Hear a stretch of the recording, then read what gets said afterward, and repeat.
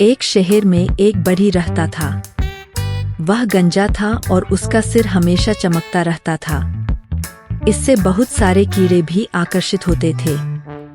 वह अपने सिर के चारों ओर मंडराते सभी कीड़ों से तंग आ चुका था, खासकर एक मच्छर जो उसे हमेशा परेशान करता रहता था। एक दिन बढ़ी अपने काम में व्यस्त था, लकड़ी के एक टुकड़े को चिकना कर रहा था। उसका गंजा सिर चमक रहा था। मच्छर खुश था क्योंकि उसे पता था कि बढ़ी के हाथ व्यस्त है, इसलिए वह मच्छर को नहीं मारेगा। वह खुशी खुशी बढ़ी के सिर पर बैठ गया और उसे खाने में बहुत मजा आया। बढ़ी चिढ़ गया और उसने अपने बेटे गोलू को आवाज लगाई, बस यही रहो और सुनिश्चित करो कि मैं शांति से काम कर सकूं। इस भयानक मच्छर से छुटकारा पाओ, उसने अपने बेटे गोलू से कहा और फिर से लकड़ी पर काम करना शुरू कर दिया। दुर्भाग्य से गोलू अपने पिता जितना होशियार नहीं था। उसने मच्छर को भगाने के लिए एक उपयुक्त उपकरण की तलाश की। पत्तियों वाली एक टहनी, कागज का एक टुकड़ा, तौलिया। लेकिन मच्छर को भगाने के लिए कुछ भी नहीं था। तभी उसकी नज़र जमीन पर पड़ी कुल्हाड़ी पर पड़ी। उसने कुल्हाड़ी उठा ली। उसने तब तक इंतजार किया जब तक मच्छर फिर से बढ़ी के सिर पर नहीं बैठ गया।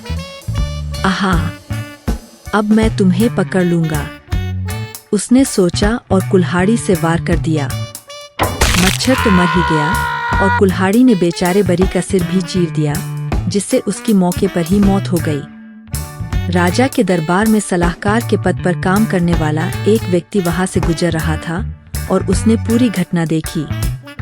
वह बहुत डर गया और उसने राजा को लड़के की मूर्खता के बारे में सब कुछ बताया। राजा मुस्कुराया, वह हमारे राज्य में अकेला मूर्ख व्यक्ति नहीं है मेरे दोस्त।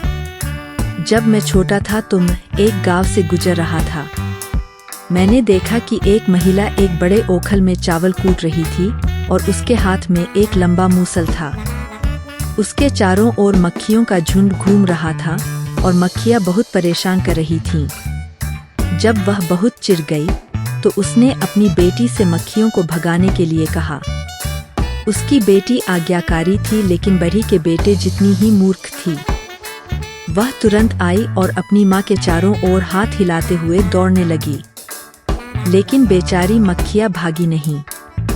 हताश होकर उसने मूसल उठाया और उसे मक्खियों पर घुमाया। उसने 2 मक्खियाँ पकड़ी, अपनी माँ को बताने के लिए पलटी। उसकी माँ खून से लथपथ जमीन पर पड़ी थी। मूसल उसके सिर पर लगा था और वह मक्खियों के साथ वहीं मरी पड़ी थी